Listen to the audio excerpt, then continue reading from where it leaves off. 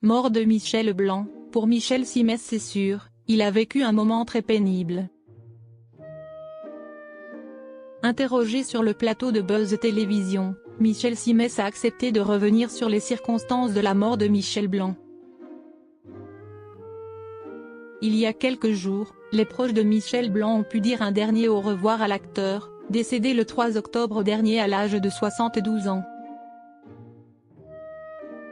Mort des suites d'un choc allergique, le comédien a subi pas moins de 6 arrêts cardiaques. Invité sur le plateau de Buzz Télévision, Michel Simès, médecin à la retraite, est revenu sur l'œdème de Quinqueux, dont Michel Blanc a été victime. C'est le stade ultime de la crise d'allergie. Votre organisme réagit de façon terrible, ce qui fait que tout va gonfler en même temps. Ça commence par des démangeaisons dans la gorge, on s'asphyxie, et finalement la pompe cardiaque se désamorce, décrit-il. Michel Simès en dit plus sur la mort de Michel Blanc. Ainsi, pour lui, Michel Blanc a vécu des moments très douloureux. Vous sentez que vous n'arrivez plus à respirer jusqu'au moment où vous perdez connaissance. Donc effectivement, il y a un moment qui doit être très pénible à vivre, précise l'animateur.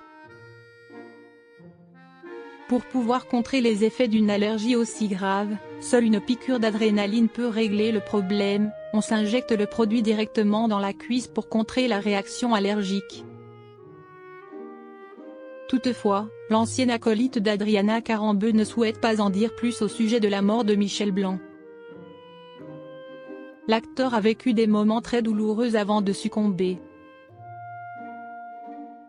En effet, il préfère rester prudent. Je ne veux pas commenter sur des choses qui me sont inconnues, mais il y a eu plusieurs arrêts cardiaques, il était hospitalisé, probablement en réanimation. Je pense qu'à un moment il y a eu un vrai problème expliquant ces arrêts cardiaques et le fait que l'on n'ait pas pu le réanimer, déclare le médecin. Il évoque également un problème qui n'était pas médical, mais dans son organisme. Ainsi, après 6 arrêts cardiaques et des douleurs intenses, Michel Blanc s'en est allé.